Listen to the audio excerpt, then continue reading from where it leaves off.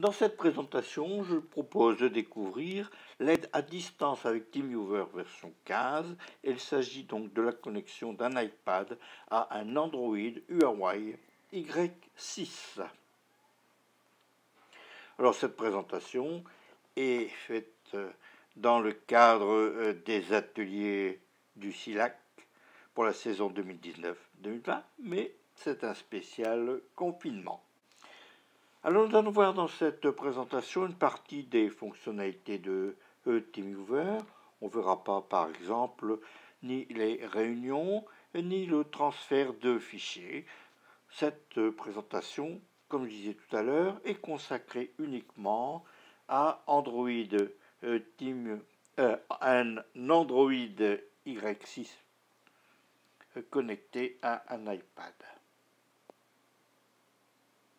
Alors l'application TeamViewer permet de prendre le contrôle à distance, dans notre cas ici présent, d'un smartphone Android depuis un Mac, un PC, un iPhone, un iPad ou depuis un autre appareil Android. Il y a d'autres présentations qui ont été mises sur YouTube et qui concernent d'autres appareils, Mac, PC, iPad, iPhone, Android, etc. et même Linux. Alors selon l'utilisation, il faudra installer l'application TeamViewer sur tous les appareils et l'application Quick Support sur l'appareil Android en cas de prise de contrôle de ce dernier. Alors l'arrêt de TeamViewer est à l'initiative d'un des deux utilisateurs, soit iPad, soit le smartphone Android. Et dans cet exemple, j'utiliserai un smartphone Huawei Y6 que j'appellerai tout simplement Y6. Et rappelons que TeamViewer est une application gratuite pour une utilisation personnelle. Alors, nous allons commencer à voir les principes de la connexion TeamViewer, donc dans notre cas présent, entre un iPad et un smartphone que j'appelle donc Y6. Alors sur le smartphone Android Y6, je lance, l'utilisateur lance QuickTime Support et il faudra que cet utilisateur du smartphone donne à son correspondant le code de son appareil, donc 1,517 milliard et des poussières. Alors au niveau de l'iPad, on va lancer TeamViewer ou TeamViewer Quick Support. Donc là j'ai lancé TeamViewer et je vais rentrer donc l'identifiant du smartphone Android. Nous allons faire ensuite une petite démonstration. Alors, sur le téléphone, je cherche l'application TeamViewer. TeamViewer. L'application TeamViewer. Et je vais ouvrir Quick Support. Quick Support. J'attends, voilà. L'idée est envoyée. L'idée est affichée. Maintenant, sur l'iPad, je vais lancer TeamViewer. La TeamViewer est lancée et je vais saisir l'identifiant que m'a donné mon correspondant qui est sur l'Android Y6. Voilà, je tape 1, 15, 17, etc. Et je fais ensuite contrôler à distance et l'iPad attend l'autorisation de la part du smartphone. Connexion du partenaire en cours. L'utilisateur Y6 autorise la connexion.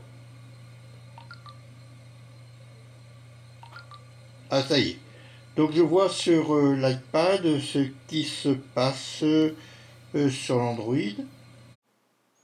On peut voir que l'application Quick Support a été lancée et je rappelle que l'utilisateur de l'iPad peut voir ce qui se passe sur l'Android à distance ou c'est lui-même qui peut manipuler l'Android à distance.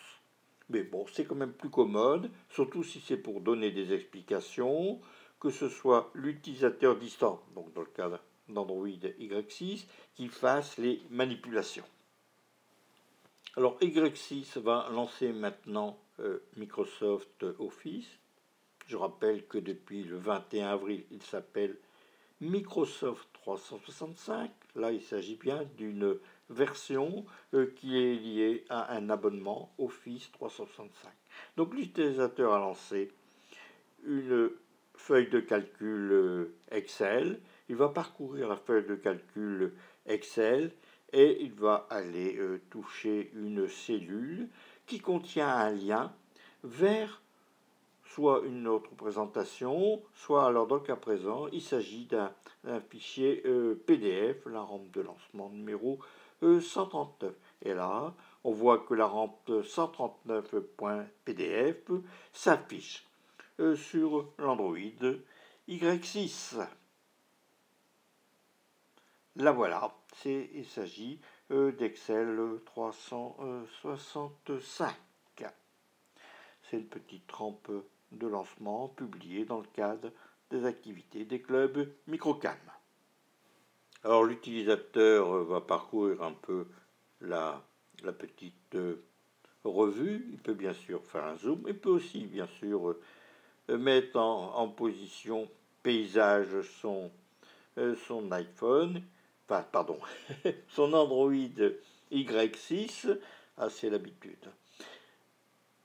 Et sur l'iPad, là aussi, l'écran s'est positionné en format paysage. Il peut même se remettre en format portrait, comme ici. Voilà.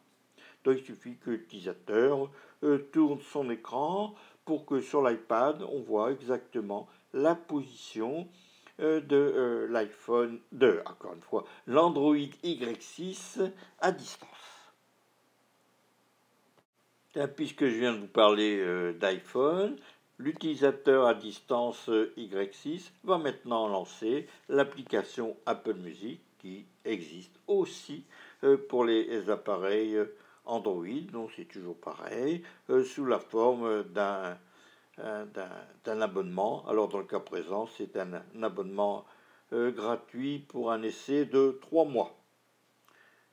Voilà, il va aller chercher des morceaux. Donc là, ici, ce sera évidemment presque sur la grande place de Lille. Bon, bien sûr, on ne peut pas entendre la musique.